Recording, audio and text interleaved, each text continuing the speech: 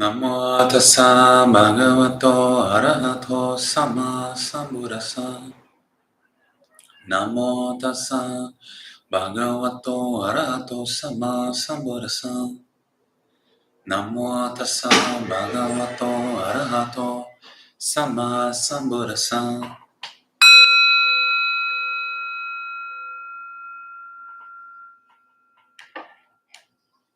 Hello everyone, welcome to Basics Discussion Circle and Meditation. My name is Travis, I facilitate this group. So in this class we go over one topic each month. This month we're talking about right speech. So because this is a discussion-based group, I like to start by going around the room. If we could say our name and, if you're willing, share one positive truth about yourself. Last week we shared a truth that we have a hard time wrestling with. Lighten the mood a bit this time. So my name's Travis, and a positive truth to me is that my actions have consequences. Might not sound positive, but it means that I can change through my actions. Yeah. Hi, I'm Rita, and that's a hard one for me. But I'm going to say, especially after the topic, that the truth about me is that I'm working on right speech. My name's Bart, and I would consider myself fairly open-minded, and I can adapt to a lot of situations. My name's Thomas, and I'd say I primarily function without ill will to others. I am Kenji, and I'd say I have a purpose. Great. Hi, I'm Dave. I love to meditate. Hi, I'm Robin, and I'm trying to be better. Hi, I'm Dolores, and I am working on being more honest with myself. Yeah, my name is Joe, and I myself have to really think about causes that I want to make.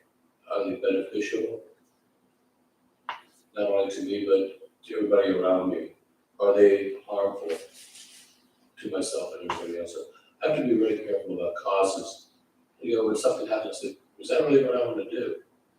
So it's to step back and really think it over first. Thank you. My name is Rich, and I'm trying to be true to myself. So thank you everyone for sharing. Also, if anyone that's watching online, we have a live chat either over here or down here. If you want to respond to the prompt as well, your name and a positive truth about yourself. So tonight, last week we did death meditation. I don't think we'll do that again tonight. Maybe next week. Yeah.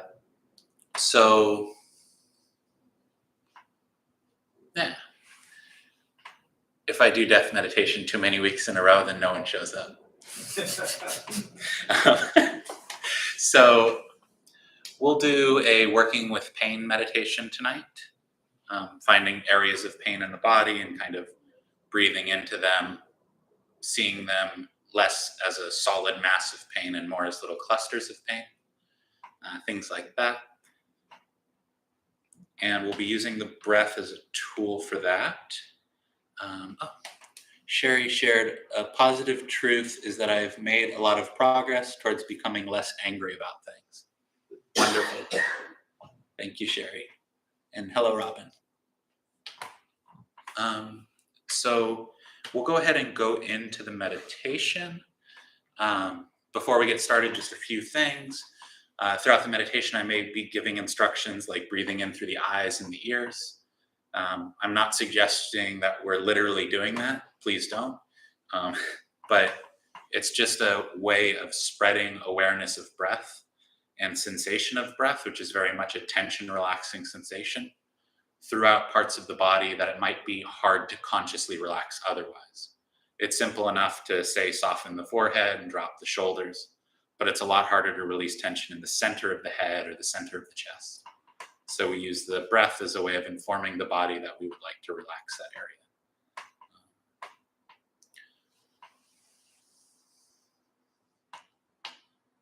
So as I mentioned in this meditation, we'll be working with pain, and just a few things about that before we get started. You'll notice as we're scanning the body, you'll notice different areas of pain and tension. Kind of what we're trying to do in the meditation is recognize that something that seems like a large area of tension, like let's say the entire chest has tension. Sometimes it's just that there's tension like right here and tension right here. And the mind kind of connect the dots.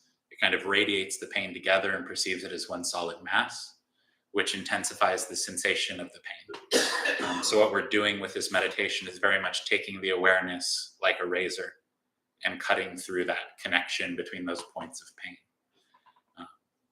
One way I like to think of it, an image that I find helpful, is like there's all these different settlements in the body, different towns and cities. And then the area between those towns and cities are like supply chains. So we have an area of tension here and maybe a few other areas. And these areas of tension will feed into that larger area of tension, making it seem more intense. With this practice, what we're doing, just like if you were trying to siege a city, you would cut off the supply chain of goods to that city. So we're cutting off the supply chain of tension to that area.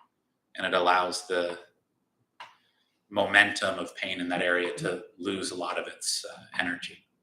So that's kind of what we'll be doing, just working with these patterns throughout the body.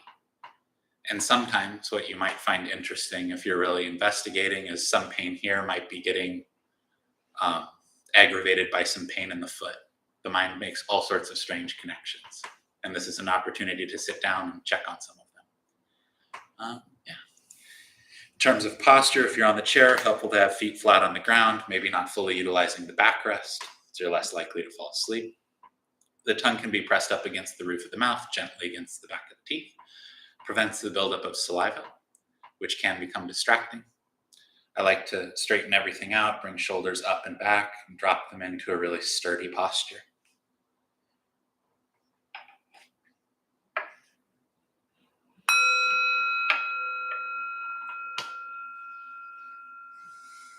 Closing the eyes and taking 3 deep breaths slowly.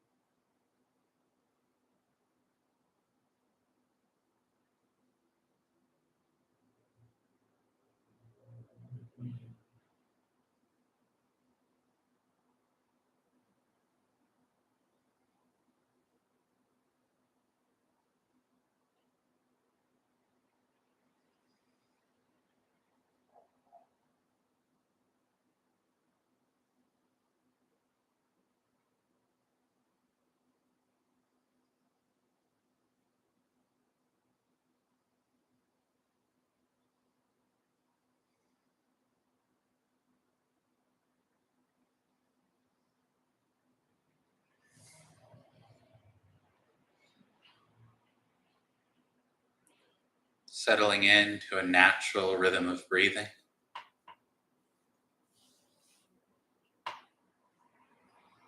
You could even pose the question in the mind as to what kind of breathing would be the most calming or the most energizing. And then simply observe how the breath responds.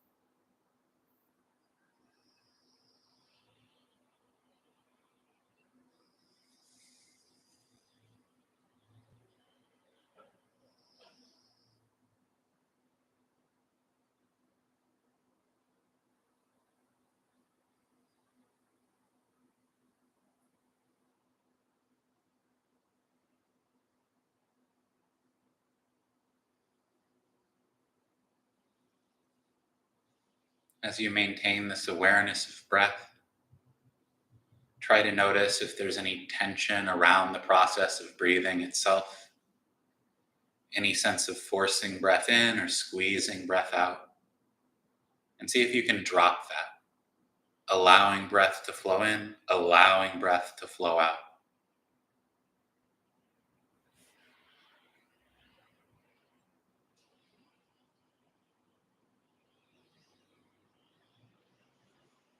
So that you're not building up any tension during the in-breath or holding on to any tension throughout the out-breath.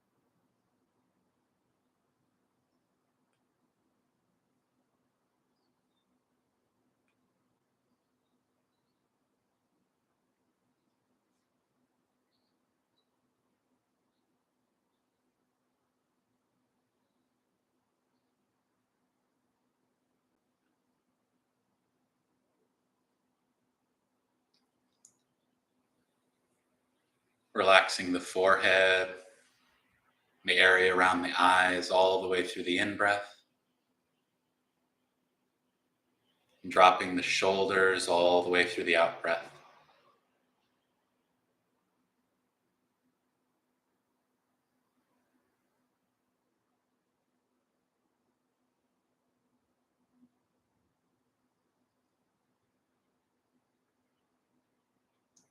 Relaxing the scalp and the jaw.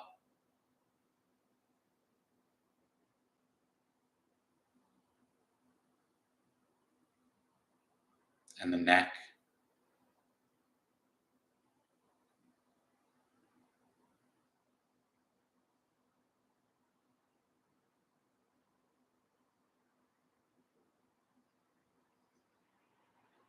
Allowing the breath to flow freely, nourishing the body.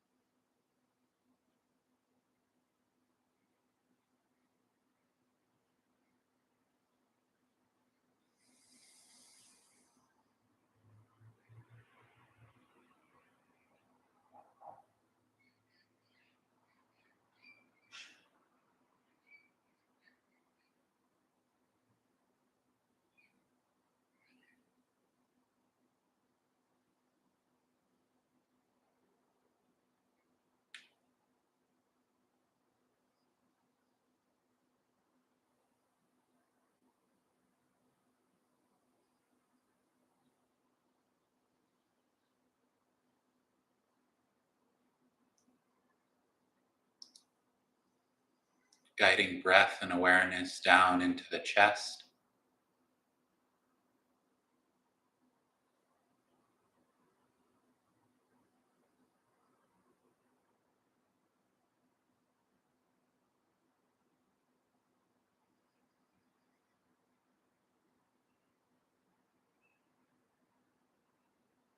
Allowing the breath to wash over any tension, dissolving it away bit by bit with each breath.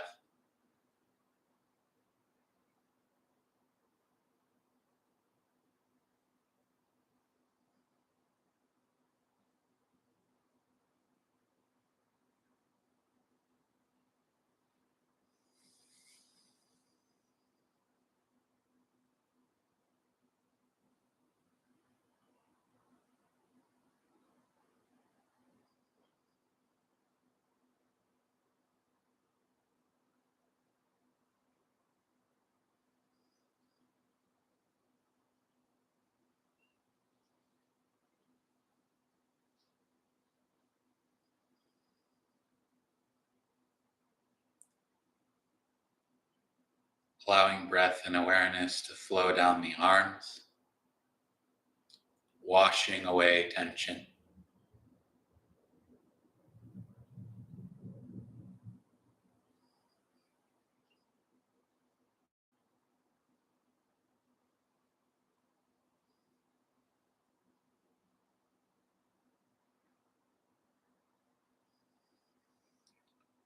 Washing down the back and the spine.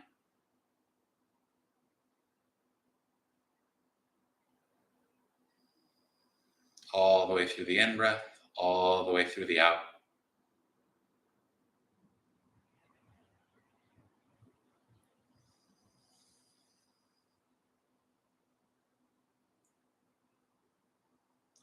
Down into the abdomen and the area around the stomach.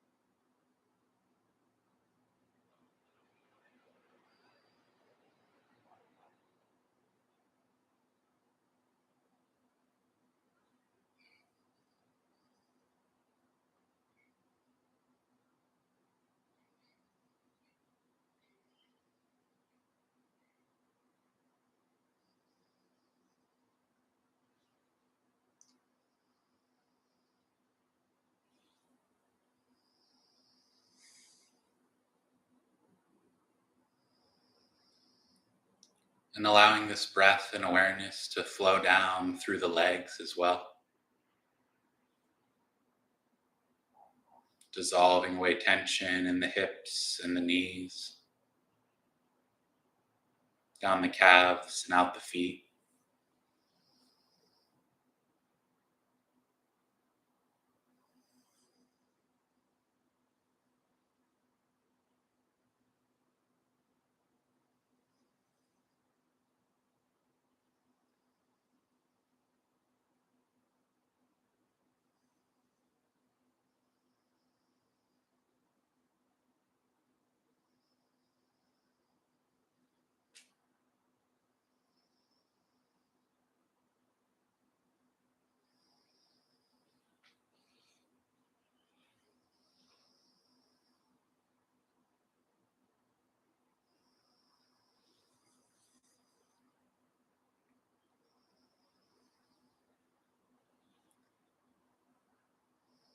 And with these more blatant patterns of tension throughout the body relaxed, you can begin scanning the body and looking for more prominent areas of pain, soreness.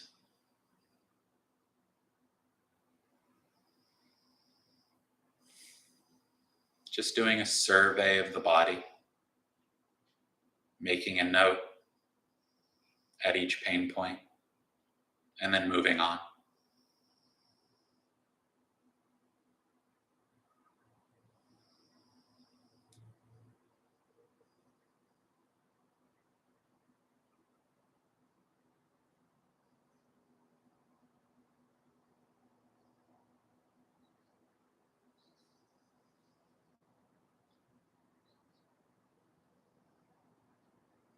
From the soles of the feet up to the crown of the head, and then back down.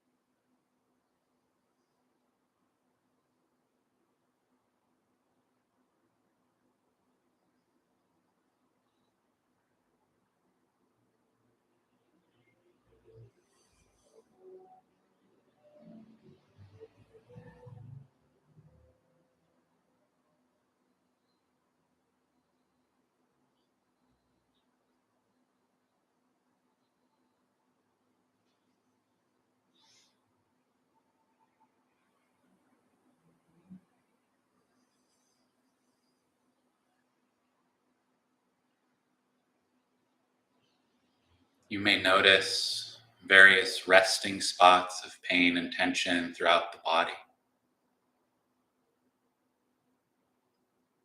And if you explore the outer fringe of them, you might even notice patterns of tension more similar to a cobweb or a string branching out from that spot to other spots.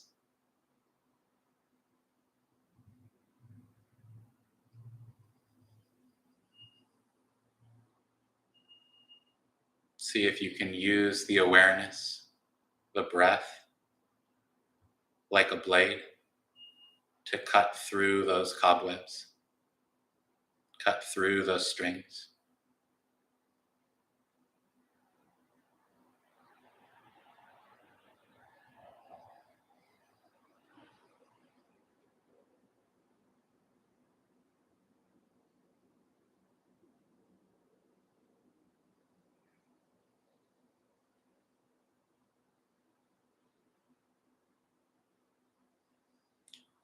Starting with the less prominent pools of tension and pain,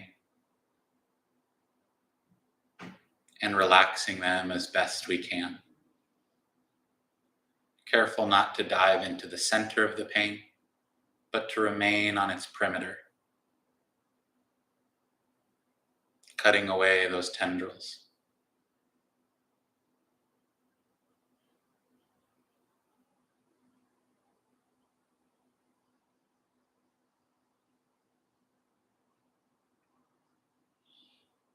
And slowly, gently working your way inward.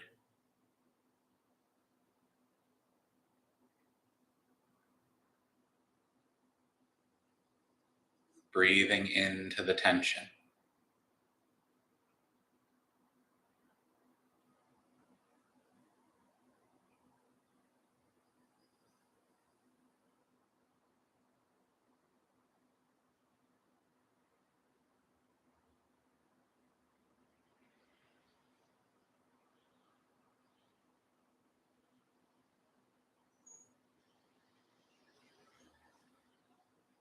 Cutting through the tension.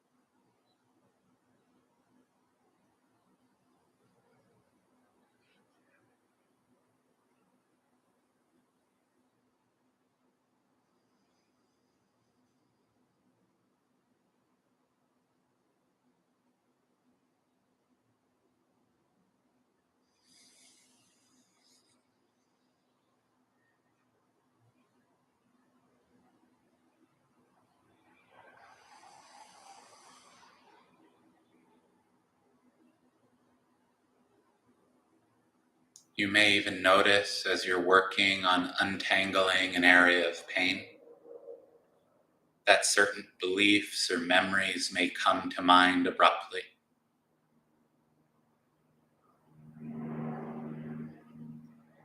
You may have been holding on to them in this part of the body.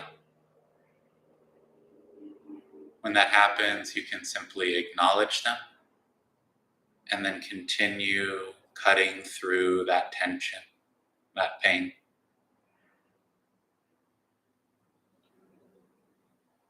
If that pain stops lessening, or if it's becoming more intense, switch to a different area and repeat the process, working from the perimeter gently inward.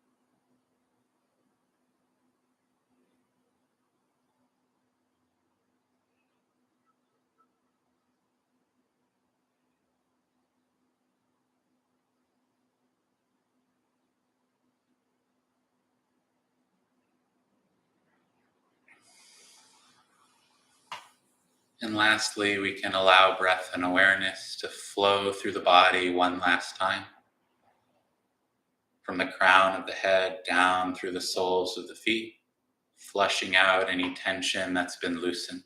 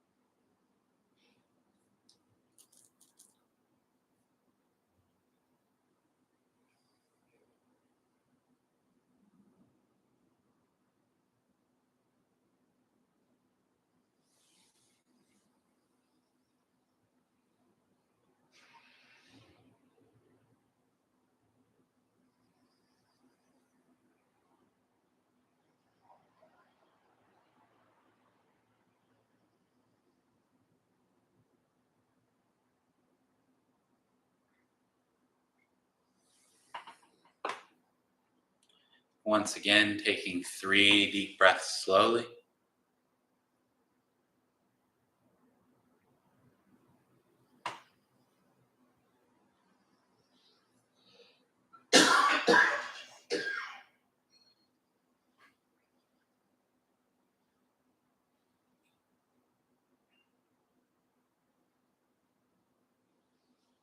Slowly opening the eyes when ready.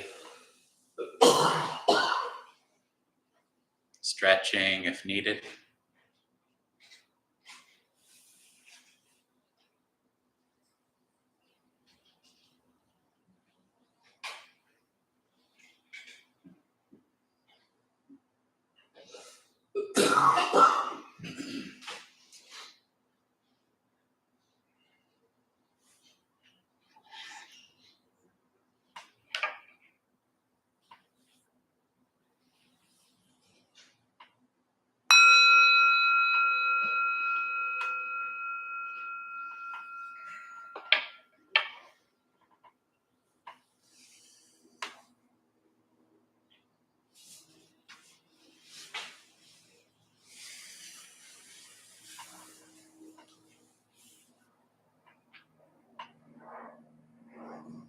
As always, if anyone would like to share how that experience of meditation was for them, whether you found it easy, difficult, straightforward, confusing, or whatever else. Yeah, I very bad allergies, and I noticed that coughing seemed to be slowed way down, and the postnasal drip, which causes the coughing, seems to be dried up pretty much. Yeah, and when that happens, when I cough, it'll knock my neck out. So with the help of chiropractics and meditation, they snap back into place. So yeah, meditation is pretty good for that, just slow it down. Changing my thoughts. Thanks. Thank you.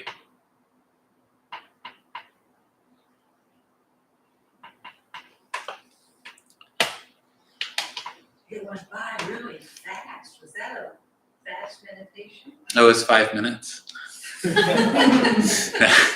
It was 20 minutes. Okay. Normally sometimes we do 25, but When I do meditations like this, it's more like oh, there is that much pain.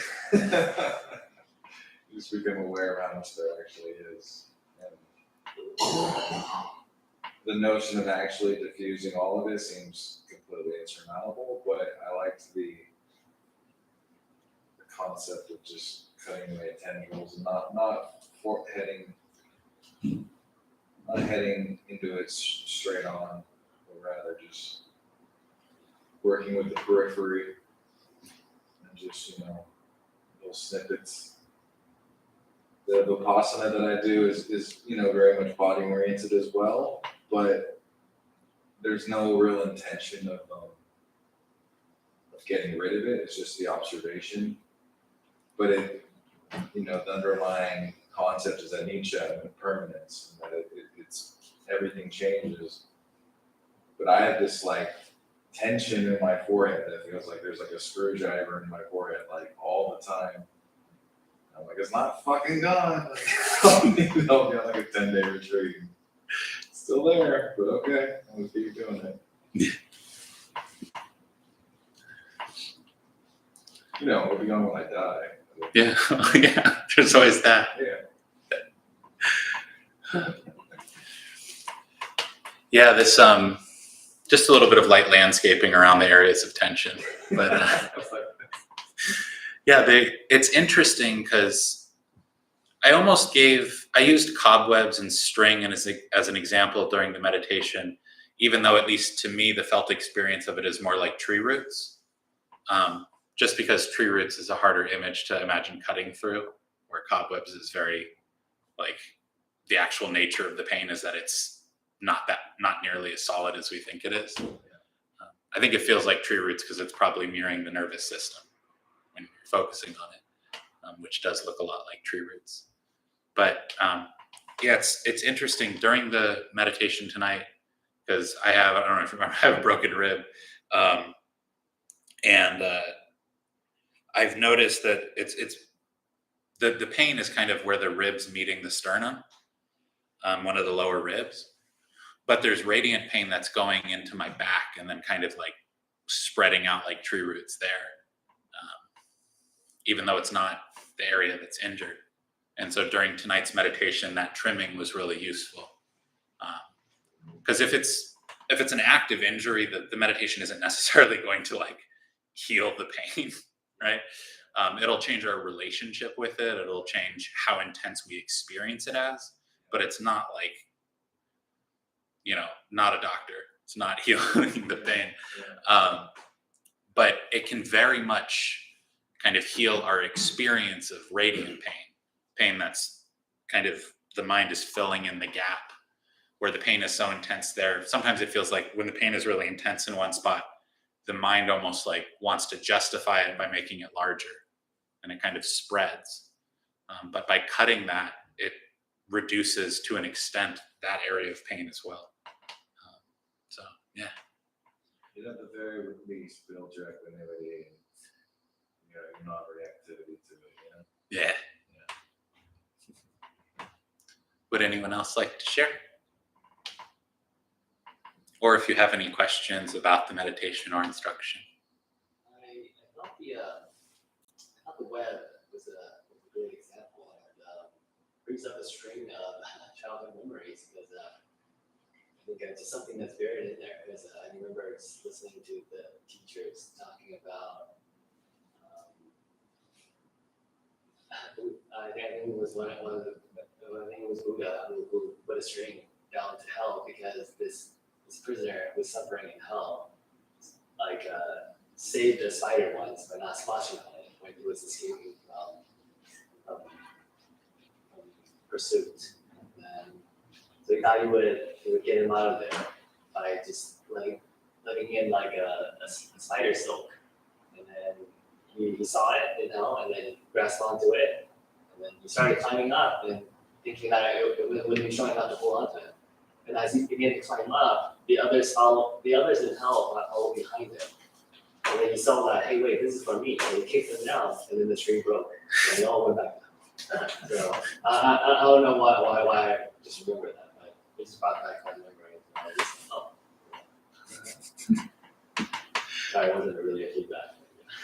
No, that's great. Thank you for sharing. That's a cool story. I haven't heard that one, but it's cool. That's a good lesson. Yeah.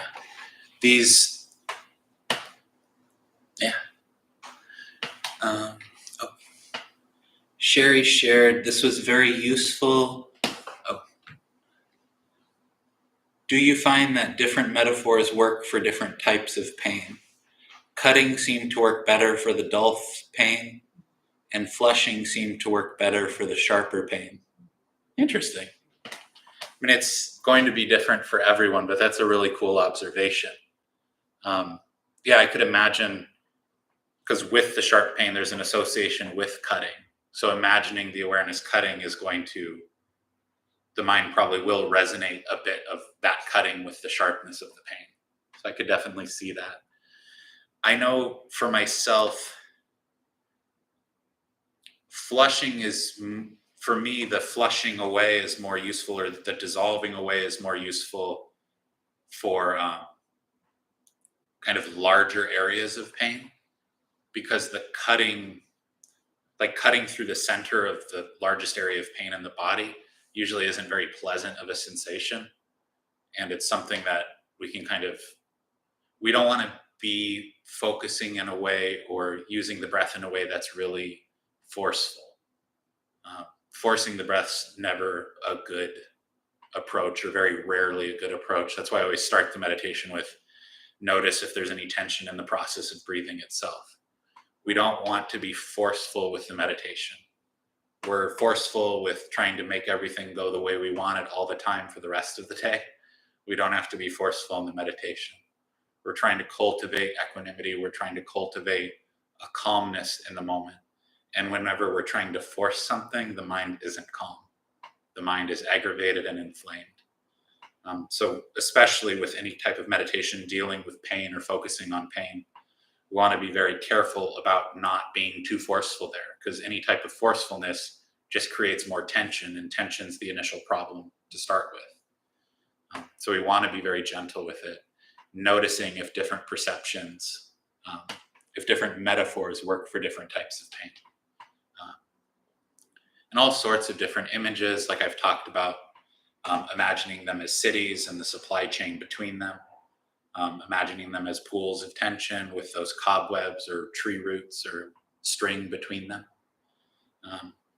Different metaphors can work to help visualize the felt experience in the moment. I'm not a big proponent of using visualization to escape what's happening in the moment, but I very much appreciate using it to get more in touch with what is happening in the body and what is happening in the moment. So a sense of ingenuity, a sense of creativity, and bringing that to the meditation practice is really beneficial because it personalizes the practice. It makes the mind more invested in what it's doing and makes it easier to focus on what we're doing. So I'll talk a little bit about the topic of right speech, since that is the topic for the month. So right speech is defined by the Buddha is all of the moral or ethical factors of the Eightfold Path are defined by what not to do. I really enjoy that low bar. So right speech is defined as abstaining from lying, divisive speech, harsh speech, and idle chatter. Each of those types of speech are defined by the intention behind them. So lying is speaking with the intention to deceive someone. Harsh speech is speaking with the intention to cause harm to someone. Divisive speech is speaking with the intention to drive a wedge between two people, break up a friendship, break up a relationship, gossip in general to some extent. And then idle chatter is speaking without any clear intention at all. So that's how the Buddha defined right speech, by abstaining from those four forms of wrong speech. He goes on to, once we've cleared that initial low bar, which can be really challenging, especially for a lot of people, the no lying one is particularly difficult because it does include little white lies or little lies that don't have an impact. But when we've cleared that initial low bar, the Buddha gives guidance for how to speak skillfully as well. And it's basically, I'll go ahead and read it here. A statement endowed with 5 factors is well spoken, not ill spoken. It is blameless and unfaulted by knowledgeable people.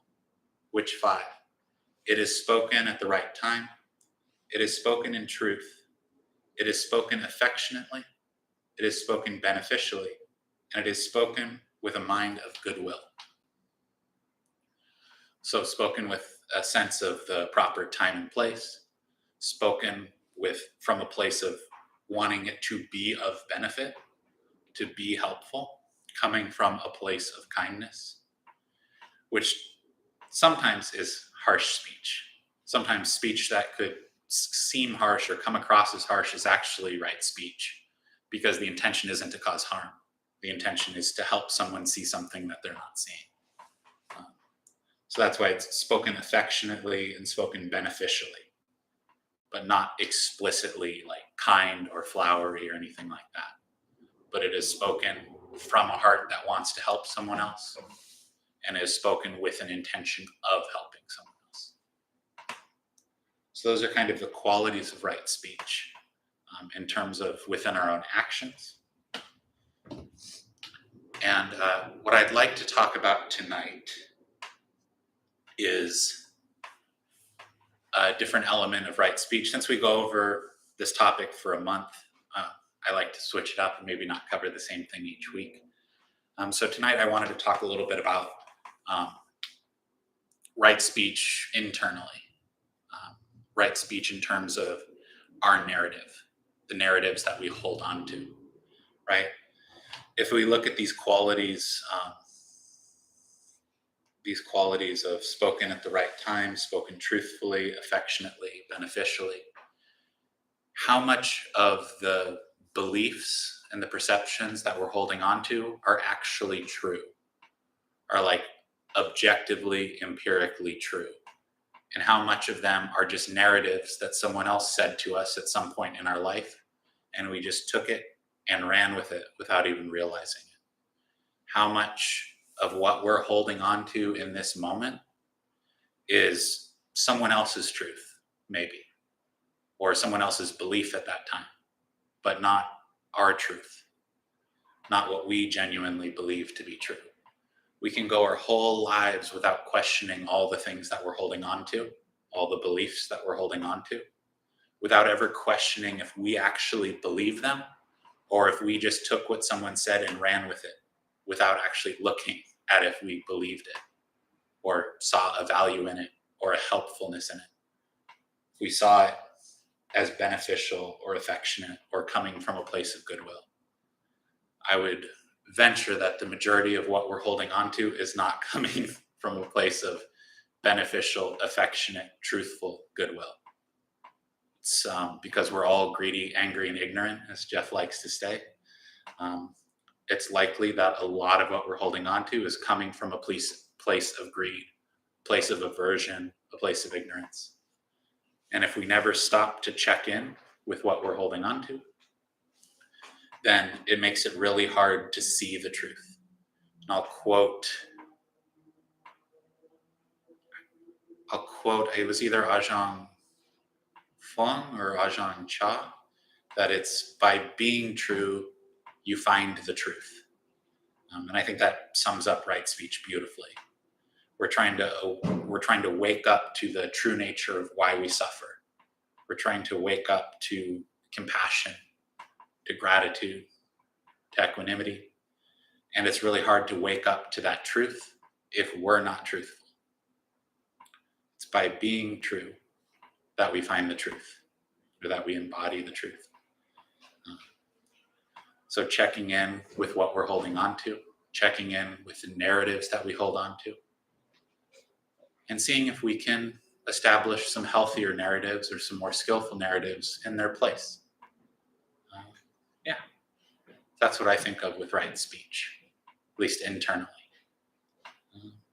I'll pause there if anyone has any questions or anything that they would like to share.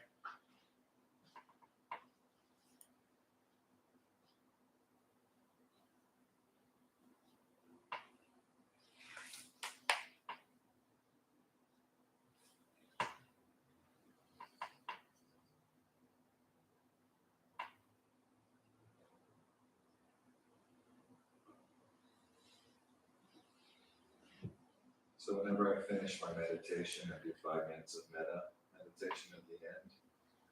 And I find quite often I'm incapable of actually giving metta. Perhaps not even because of like the energy is wrong, it's just that I'm like too distracted to like hold, that space for that long to even effectively generate metta. And what I've been doing recently with that is just giving metta to the fact that I can't give metta.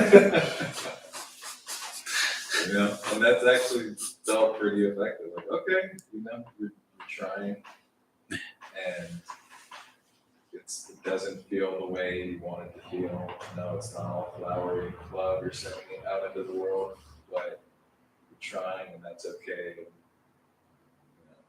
whatever. So I think that might be a good internal dialogue with. And I feel like I've noticed a difference actually with just my interaction with people and so forth. Nice. Yeah, I chuckled a bit because in my head, the act of sending metta to the fact that you can't do metta is kind of meta. It's so meta. Yeah, so that's actually a really good point. Something like metta practice or loving kindness, goodwill practice establishes those positive narratives.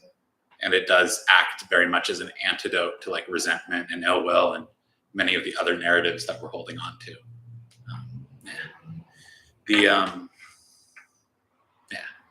What I shared at the beginning, and I'll close on this, we're just at about time.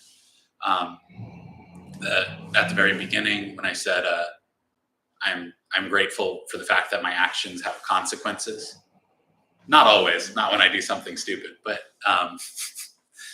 I'm grateful for the fact that my actions have consequences, because it means that if I'm at a place that I don't really like, physically, mentally, emotionally, my actions have consequences. I have the power through my own human action to make changes in my life that make changes in my life, or make changes in my mind that make changes in my life. And a teaching that has really stuck with me, one is by being true, you find the truth, or by being truthful, you find the truth. And then the other one is, when you define yourself, you limit yourself. So when you set a definition for yourself, you implicitly exclude a myriad of other options. When you define yourself, you limit yourself. And to me, that's also kind of right speech or truthfulness. There is no definitive version of ourselves. We're constantly in flow, constantly in flux. And the only time that flow and that flux tends to get cut off is when we set concrete definitions for ourselves. I'm such and such type of person, so I can't do that. I'm such and such type of person, so I have to do that. When you define yourself, you limit yourself. Be aware of what you're holding on to and what narratives you're operating from. Yeah. So with that, we'll go ahead and close. If comfortable, please join palms. May any merit gained from tonight's meditation and discussion be dedicated to all those who suffer at this time. May all beings in all directions, without limit or end, be healthy, safe, joyful, and at ease. May we all be healthy, safe, joyful, and at ease. Metta karuna mudita beka sangha teya cetasa chaturisam maratva viharati sammamungaru bhavena sammadammaru bhavena sambasangharu bhavena sote hantu nirantaram